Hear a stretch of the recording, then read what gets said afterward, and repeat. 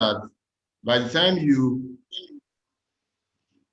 look at 10 pregnant women, at least 4 of them has this condition during pregnancy. And in developing countries like ours, like Nigeria, at every point in time, there is about 30 to 50% of pregnant women having been reported to have this condition. So we should all know that it's a very serious medical condition during pregnancy. It is worth watching out for and taking care of. Now, the World Health Organization has set a minimum cutoff for pregnancy for anemia in pregnancy as 11 grams per DL in the first half and 10.5 grams per DL in the second half of pregnancy. For most of us that are not aware, that are not familiar with the grams per DL units for hemoglobin concentration, 11 grams per DL is around 33% of hematocrit, which we call PCV, while 10.5 grams per DL is around 31%. So any value lower than this at these various stages of pregnancy, it will be deemed anemia. Now, there are various classifications. When somebody has between 9 and 10.5 grams per DL, you can see he has mild anemia in pregnancy. When they have about 7.5 to 9 grams per DL, you can see they have moderate. Severe cases, less than 7.5 grams per DL, and very severe cases, less than 5 grams per DL. And that would be around 15% of PCV. Now, the consequences of anemia are dire for both the mother and the baby. Like we said, lack of healthy oxygen delivery to all the cells in the body will lead to,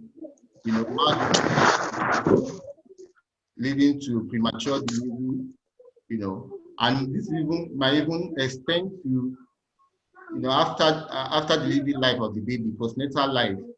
You see babies born by anemic mothers having anemia even post-delivery. So let's go further and talk more about consequences of anemia in pregnancy. For the babies now, let's talk about for the babies. This is associated with low birth weight and premature birth. That is, the baby will not be able to, gain as much weight as deemed necessary while the baby is inside the womb, and the risk of premature birth or delivery is also there with mothers who are anemic in pregnancy. And in the same vein, it also increases the risk of intrauterine hypoxia. Hypoxia just means that the level of oxygen in the blood is low, and this will still result in growth retardation or restriction. Like I said earlier, it predisposes to postnatal anemia in the baby. So all these are some of the consequences of anemia in pregnancy for the baby or the fetus. Then for the mother, it predisposes women to pregnancy-induced hypertension and postpartum hemorrhage. Anemia in pregnancy has been known to be associated with all these medical conditions in pregnancy. It can lead to increased risk of cesarean section and induction of labor. Of course, for a woman that is anemic, nobody wants to make them go through the stress of labor. So it could increase their risk of having to go through a cesarean section or even have an induced labor. Then risk of cardiovascular failure during labor is also there. There is also reduced resistance to infection in pregnant women that are anemic. So we should also bear this in mind. Now for anemic mothers in pregnancy, anemic women in pregnancy, even the joy of pregnancy will not be fully accomplished because this person is always tired, is fatigued, every small thing, panting, not of bread. It's not part of what they do, and they don't want to Because do. of No, low level of the red blood cell. So the reducing the joy of pregnancy when to partake. As we all know, all these things pose potential to life. These are some of the consequences of anemia in pregnancy. Sorry, please, I can hear some people talking in the background. I think it would be better to mute as many people as possible so that there are no side distractions. All right, thank you. So these are some of the fetal and neonatal risk factors of anemia. As you can see, prematurity, low birth weight, poor abdominal score, fetal distress, neonatal anemia, as we've talked about. Then for the mother, the period, the antenatal period, the intranatal period, and the postnatal period, we can see the different types of consequences or risk that anemia poses to mother. Poor weight gain, preterm labor, pregnancy-induced hypertension, placenta previa, premature rupture of membrane. Then during labor, dysfunctional labor, intranatal, hemorrhage, shock, cardiac failure, and for some is an anesthetic risk. Then after delivery, the mother is predisposed to sepsis. Subevolution just means that, after during pregnancy, the uterus increases in size and it has to go back to its normal size after delivery. So this return to the normal size of the uterus can be delayed by a woman that has anemia in pregnancy. Also, embolism is also a consequence of anemia in pregnancy. Now, let's talk about some causes of anemia in pregnancy. Well, there are various classification of causes of anemia in pregnancy. The first one is physiological anemia. Physiological just means normal body response to conditions going on or to anything going on in the body. Normal reaction. Now, usually, there is increase in maternal volume.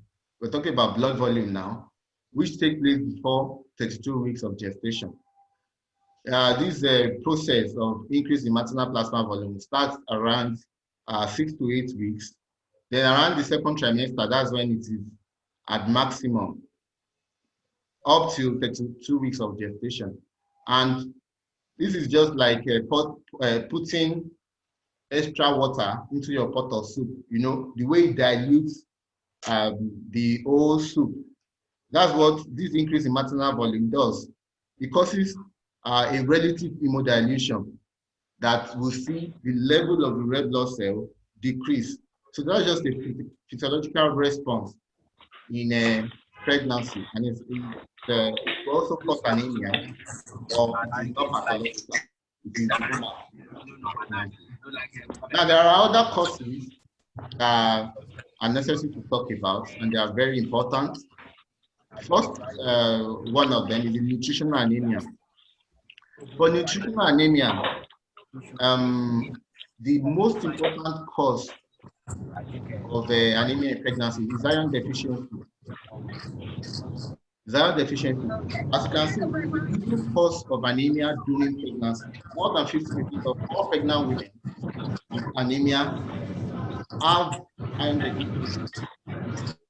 The extra total iron requirement in pregnancy is about 1,000 milligrams. So that boils down to about 4 to 8 milligrams per day extra for pregnant woman during pregnancy. So any amount short of this might lead to anemia in pregnancy. Other causes of anemia in pregnancy include reduced intake of iron, about. Excess demand in pregnancy. For example, people that have multiple pregnancies, twin gestation, triplet gestation, there are lots of demand for iron. So they might a fall in their iron level, which might inadvertently lead to anemia. Blood loss in pregnancy too can cause that. And also loss of appetite, increased vomiting, in case of hyperemesis gravidarum, can see the woman not tolerating food as much as necessary, leading to deficiency in these nutrients. Another important nutrient is folate. Deficiency of folate can also lead to anemia in pregnancy. Folate is vitamin B9 and is found naturally in certain foods, especially those green leafy vegetables. Plenty folate in them. The body needs this folate to produce new cells, including healthy red blood cells. During pregnancy, we know that women need extra folate, and that's why all pregnant women should take at least 400 micrograms of folic acid daily. And then, of course, the folic acid that we have, they are the supplements, especially for people that are not getting enough folate in their diets. Folate deficiency can directly contribute to certain types of birth defects, such as neural tube abnormalities, in case of spinal bifida, and of course low birth weight in that baby. Another important nutrient is vitamin B12, the deficiency of which can also lead to anemia in pregnancy. Just like folate, the body needs vitamin B12 to form healthy red blood cells. And the sources of this will include poultry, dairy products, and eggs. The normal daily requirement in pregnancy is about 2.6 micrograms per day throughout pregnancy. Most of the time, the vitamin B12 is also a component of the routine antenatal medication that pregnant women normally take during pregnancy. Now, we talked about nutritional anemia, causing anemia in pregnancy. Another important cause is what we call hemoglobinopathies. And these are just abnormalities in either the shape or the structure of red blood cells. And the two common types are what we call thalassemias and sickle cell disease. Thalassemia is an inherited disorder associated with impaired synthesis of one or more of the globin chains, while sickle cell disease is another inherited disorder that affects the structure of the red blood cell. Now, let's talk more details about some of them. Sickle cell anemia is a disease in which the body produces abnormally shaped red blood cells. You can see all these red blood cells. You can see they are shaped like a sickle. They are not normal blood cells. Then the cells are shaped like a crescent or sickle. They don't last as long as normal red blood cells. This can lead to anemia because the body will keep destroying those cells that are not normal in shape. So it can lead to anemia. Then the sickle cells also get stuck in blood vessels, blocking blood flows. This can result to pain and some organ damage. But this usually occurs in people that have the hemoglobin SS genotype. The other type is the thalassemia syndromes. There are two types, the alpha and the beta. We don't need to concern ourselves so much about this. It's just to show us the other type of, the other cause of anemia in pregnancy, which we call hemoglobinopathies. Now let's move on. Infections, they are another thing that can contribute to anemia in pregnancy. Maternal emetic infection. Emetic infection is worm infestation. You know about pinworm, hookworm, guinea worm, all those worms. Once a pregnant woman is infested with these worms, it can they poses an increased risk of anemia because of the actions and the properties of these worms. Malaria should also be considered in anemia. And that's why during pregnancy, there are prophylaxis against malaria, which are usually taken twice from the second trimester. And it's also why every time a pregnant woman comes to the hospital, we're always trying to check for the blood film, take the blood film for malaria parasite so that we can treat appropriately, because all this can contribute to anemia. Of course, HIV is an independent risk factor for anemia in pregnancy, and because of the process of chronic inflammation that it causes. Now, what are the symptoms and signs that someone might note, a pregnant woman might note when they are anemic? For some people in the early stage, they can have absolutely no symptoms. They will, they will have no symptoms during the early stage. But with time, symptoms will begin to show up. The woman might begin to have pale skin, lips, the nails might appear white or pale. Then the feeling of tiredness, fatigue, every little thing that the woman does, she feels weak. Then dizziness and lightheadedness, shortness of breath, then rapid and irregular heartbeats, trouble concentrating. People that have low blood level will definitely not be able to concentrate at all times. Then chest pain, the hands might be cold, also the feet, persistent headache, of course, loss of appetite. And in the early stage when the person has developed cardiovascular compromise, they might begin to show to have pia swelling. We should note, however, that all these symptoms are not peculiar only to anemia in pregnancy. There are other disease conditions in pregnancy that can show that can have these symptoms also. So it's not just anemia in pregnancy that can cause all or any of these during pregnancy. Now, how do we even make diagnosis of anemia in pregnancy?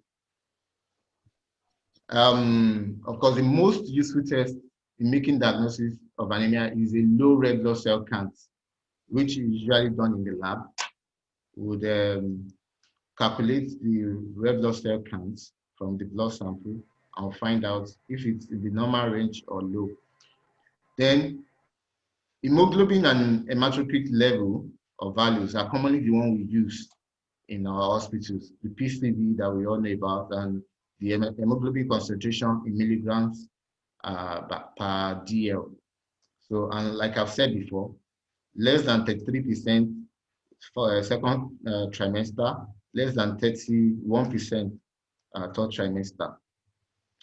Other type of investigation that we can do include the mean corpuscular volume, the mean corpuscular hemoglobin, erythrocyte count, red cell distribution, width, and the peripheral smear to assess the morphology.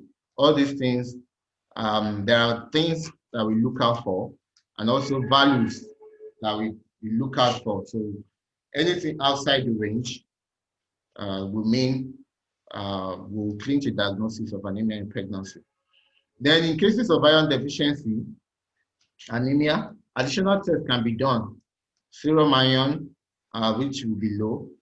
Total iron binding capacity will increase because there's less iron in the blood to bind.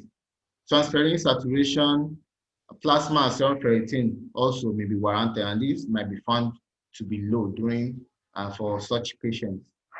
Urine examination might show macroscopic hematuria, the passage of blood in urine, or microscopic.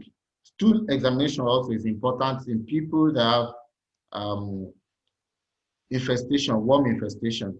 We might be able to see the egg or ova of all these worms in their stool. Hemoglobin electrophoresis is to diagnose sickle cell anemia and thalassemia. So these tests are scheduled to alongside the necessary of the possible cause of the anemia in pregnancy. Now, how do you manage anemia in pregnancy? Definitely, treatment should be directed towards what is causing it, because if you're not treating the cause and you're just treating the anemia, then it's more like a vicious cycle. The person will still come back to be anemic.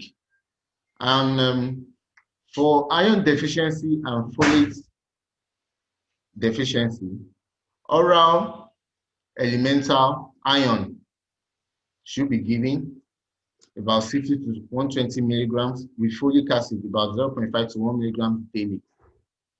Then the side effects of these medications could include nausea, GI upset, loss of appetite, constipation, diarrhea, increased flatulence. Then that's for oral iron, elemental iron. And this elemental iron is found in our various iron formulation, ferrous sulfate, ferrous citrate, and the rest of them. Then we also have what we call parenteral therapy. That's either an intramuscular injection of iron preparation or an intravenous injection. For the intramuscular injection, we have iron sucrose, iron sorbitol, iron dextran as the formulations. And these are usually given deep IM. We begin to see improvements in the red blood cell counts between 2 to 3 weeks in this case.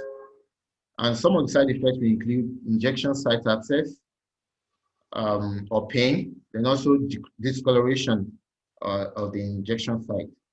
For intravenous, that's IV iron, I'll calculate the total dose meant for that particular person, and is usually given in normal saline. We begin to see improvement between 7 to 10 days.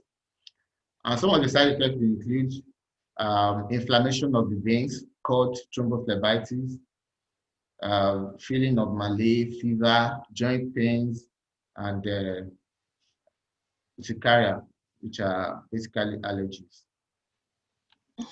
So for oral iron, this is just a breakdown of contraindications to oral iron therapy, severe anemia in advanced pregnancy, someone that is not compliant with oral medication.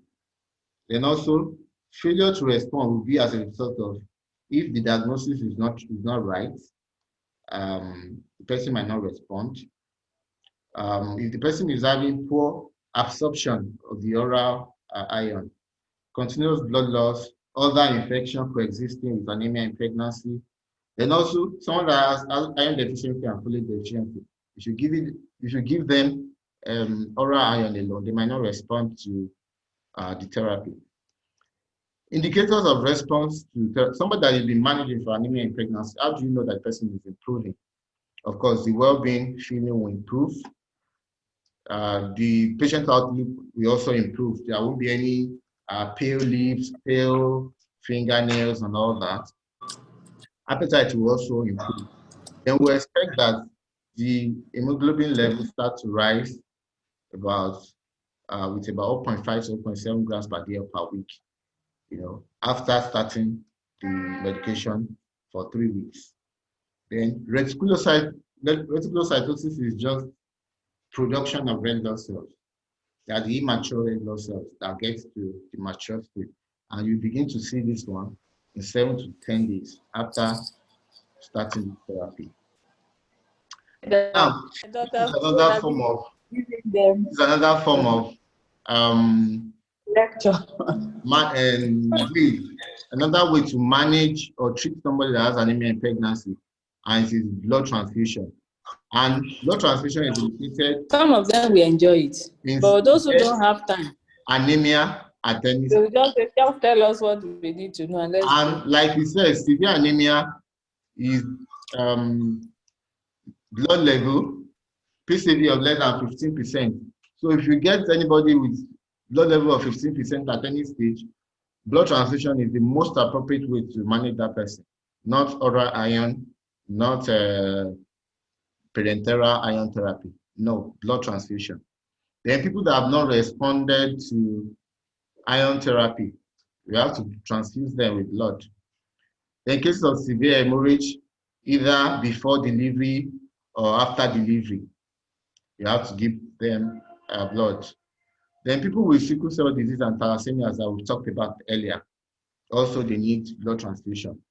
Then the adverse reaction to blood transfusion will include the transfusion reactions, infection, increased risk of infection, volume overload, also which could tip the patient to cardiac failure or heart failure. Then hypothermia, which is just a fall in body temperature, and hyperkalemia, which are emergency situation, especially when the person has been transfused with quite a large volume of blood. So we've talked about management. Now, how do we prevent pregnant women from even being anemic during pregnancy? Of course, there is what we call prophylaxis for even people that are not pregnant yet, but they are planning to get pregnant. You can have 60 elemental iron daily for the 3 months prior to pregnancy. Then in pregnancy, 60 milligrams of iron, elemental, plus 400 micrograms of folic acid for a period of 6 months will also prevent, anemia in pregnancy. That's why during our antenatal visits, we always, hammering on pregnant women taking their routine antenatal medication, especially the iron tablets and the folic acid, because this helps to even prevent them from progressing to or having anemia in pregnancy. Then in pregnant women that have hookworm infection, you can treat that hookworm infection by using albendazole or mebendazole at recommended doses. Then another way to prevent anemia in pregnancy is consumption of iron and folate-rich food. And these food are there are foods such as lean red meat, poultry, and fish. Leafy dark green vegetables, very important. We're always talking about healthy diet during pregnancy and always hammering on leafy dark green vegetables because they contain most of all those nutrients that are needed by pregnant women. Also, iron-enriched cereals and grains. Also consuming these ones, this type of food can also prevent anemia in pregnancy. Beans, lentils, and tofu, which are basically proteinous food, protein source of food. Consuming them also,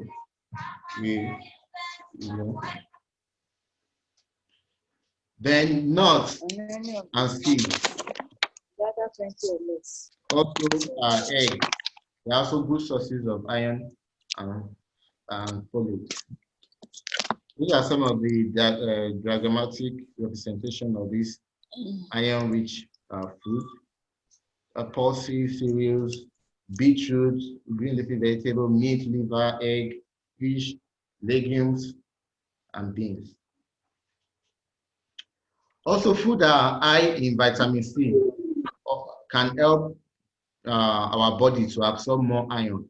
That's why it's always important to consume vitamin C rich food with iron enriched food, because vitamin C helps the body to absorb iron. And this vitamin C rich food includes citrus fruits and juices, strawberries, kiwis, and tomatoes. Try eating those food at the same time that you eat iron rich food. For example, you could drink a glass of orange juice and eat an iron fortified cereal for breakfast. Also, try to choose food that are high in folate to prevent folate deficiency, and this will include leafy green vegetables, citrus fruits and juices, dried beans, bread and cereal fortified with folic acid. Anytime you see, we know that most of this supplementation tell us all these ones that say they won't buy. Contains a lot of all these Dr. Lara that are just shout needed on in them. pregnancy. After they bring So out that we one. try as much as possible to Because fortify there's no way to our diet with these peptides. No, don't give them again. Thank you very much. That's the end of the lecture. Let them use their And I paper. hope Let you them enjoyed it. they will use. Well, I'd like to take questions, or if there's any. I'd like to take questions if there's any. So I'll try and unmute as much people as possible. Thank you for trying to stay quiet, though. Most people try to stay quiet, but some will still not stay quiet. So I'm trying to unmute as many people as possible so that we can ask questions. Hello. Good morning, sir. Yes, Dr. Olaiwaji, I'm watching you. Thank you for the lecture. Dr. I'm dear, I hope everybody is hearing me. Yeah, so. Yes, we can hear you, doctor. One madam is already telling me now that Dr. Olaiwaji will shout. Sorry, I'm not shouting. I just try to emphasize, what we need to do.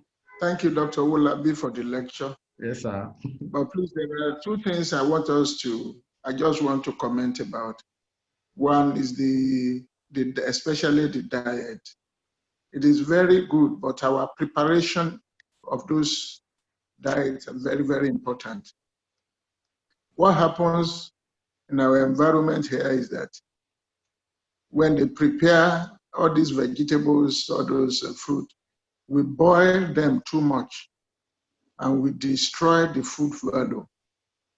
You find out that the folic acid there and the vitamin C and other nutrients, other micronutrients that are inside have been destroyed by heat. And we keep them in fridge, then later you go and microwave them, or you go and warm them again. All those things destroy the quality of the food. Therefore, what we are eating most of the time is the chaff. Therefore, we must pay attention to the way we prepare it. You notice that all those who are talking about spinach, kiwi, and all those, the way they prepare them is different. They don't boil, they don't even cook them, fully. They are half boiled. Some of them, they eat them, raw like that. But we don't do that here most of the time. Therefore, our preparation should be looked into. That's why I usually tell them, by the time you cook and warm, there's nothing inside. The second thing is that many of our patients, our women, they are coming to the hospital for the first time to see specialists when they are pregnant. And you find out that they are already deficient. Therefore, some of the nutrients that we will get in those food, and even some of the supplements that we take on our own may not be adequate. You find out people will take prenatal, they take pregnant care. Look, they are very good, very good drugs. But the quantity of the nutrients we want there may not be enough for our environment. Therefore, we need to pay attention to that. If you just take 400 micrograms, which is the least, maybe of folic acid, that may not be enough. Or you take 400, just 4 milligrams of iron per day, because they said the amount we need is 4 to 8. If you just take that, you won't absorb it. You won't absorb all of it. Therefore, to increase what we are taking because of the way we prepare and the way our food are. And maybe I will add something. Many of us also, when we take our supplement, or we know that there is iron, say for example, iron deficiency, we will go and drink milk. If you take iron supplement, or you take the supplement we give you in the hospital, and you drink milk, you are not likely to absorb that iron. because milk, we complex, we go and bind with the iron, and you will pass it out in this tube. Therefore, when you take this supplement we give, you don't drink milk at that time. That is why Dr. Wolabi said you can take citrus, which is orange, which is rich in vitamin C. You can take vegetable with your the time you take your tablet, but don't go and be drinking milk. Some people will even go to the extent of putting, go and prepare ugu water, and they will put it in milk. Yes. If you go and squeeze the ugu leaves, what is in that leaf is iron. If you put it in milk, it's not going to do anything in your body. You just pass it out and you just notice that your stool is black. Therefore, we have to bear this in mind. Also, I want us to know that our supplement may be higher because of anemia. All those who prepare pregnant care, prepare prenatal, they don't have malaria in their countries. We have malaria here all year round. And malaria makes the requirement for folate to be higher. Also, we have sickle cell in our environment. They don't have sickle cell.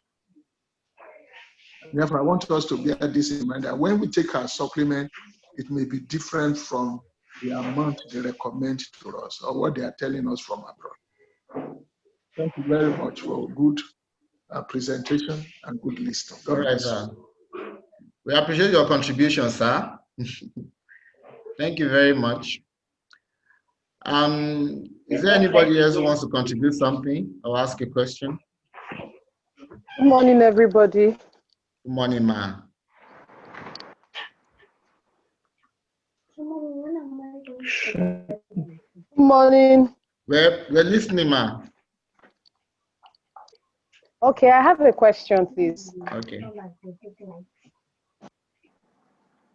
Okay. I want to thank both of you for really enlightening us the information this morning. Like what Dr. Larry, what you said, I didn't know. I thank God I attended this class because I've been doing it sometimes. So, but I have a question. You talked about the importance of folate. It's not part of the routine antenatal drugs that are being given at the hospital. Why? Importance of what? Sorry. Folate and folic acid. Yes. Well, it's not been given to me as part of my routine medical drugs. So I don't know. All right. I like. Thank you for that question. Folate, it's the natural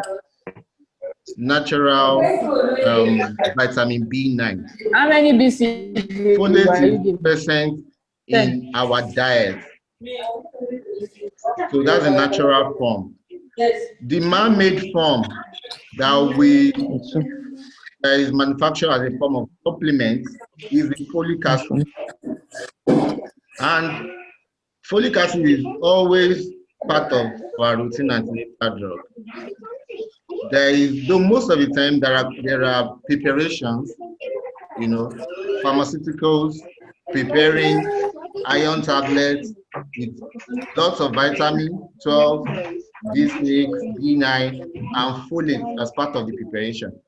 Though most of the time the preparation will contain, in fact, most of the time it contains 400 micrograms, which is the daily requirement for supplementation. But like I said, there are other sources of folate, and those are dietary sources. That is why it's always advisable to eat a very healthy diet full of dark green vegetables, fruits. You understand? So all these contain folate in the natural form.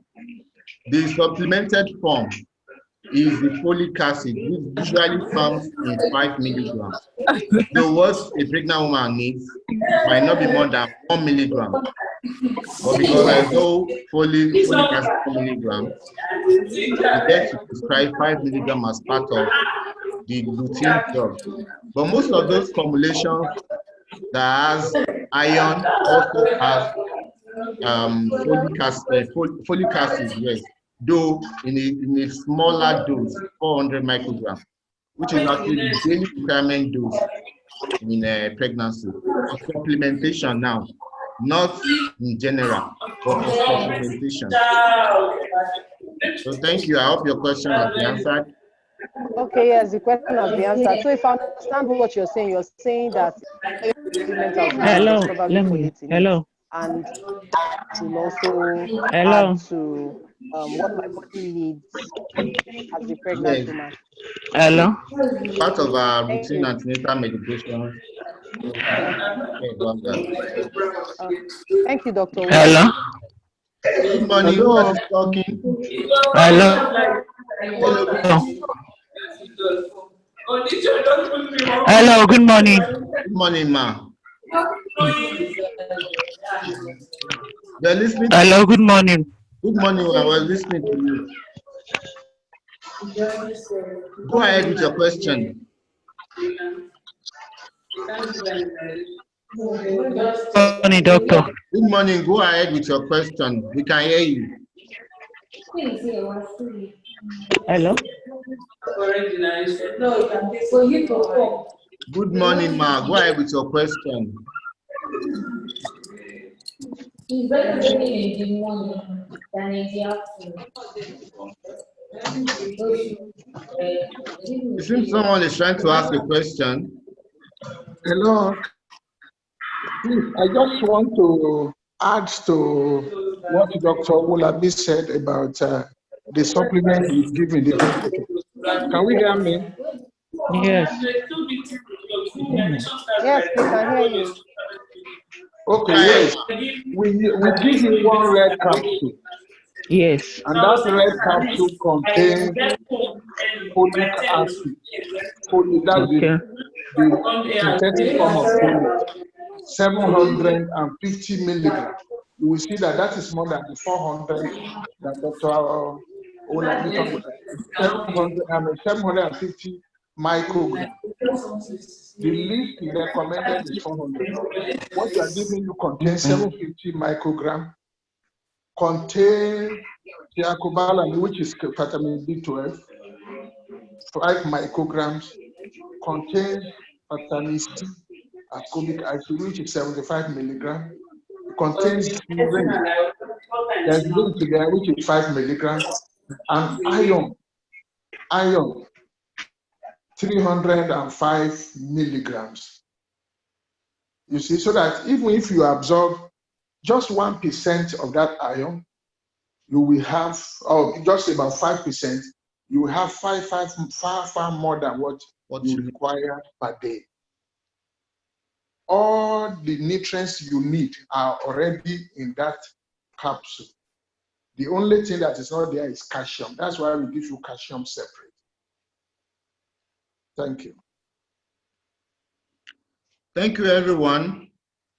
In the absence of any other question, I think we can end this meeting. And we're looking forward to next week. Please encourage others to join our meeting. Next 2 weeks, please. Okay, next 2 weeks. Sorry, sir. Yes. So the please next presentation is encourage other people to join these classes, because these classes not only enlighten us about present pregnancy state, even for those people that are still preparing towards pregnancy, these lessons, these classes will also benefit them. So there's nothing, absolutely nothing by joining our Doctor, I have a quick question, doctor. Sorry to interrupt. All right, sir. My wife missed the meeting. Is there any way we can get a recording of it so that she can listen to it? Well, I think the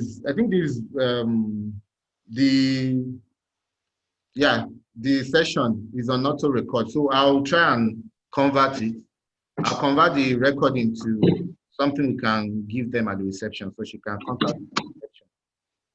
Okay, thank you. All right, sir. I have a question. Who has a question? I didn't later. All right, my boy. Sorry, quickly. So I heard something about the doctor saying about dark stool.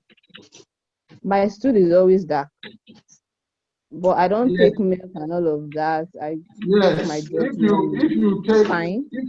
If you take iron tablets.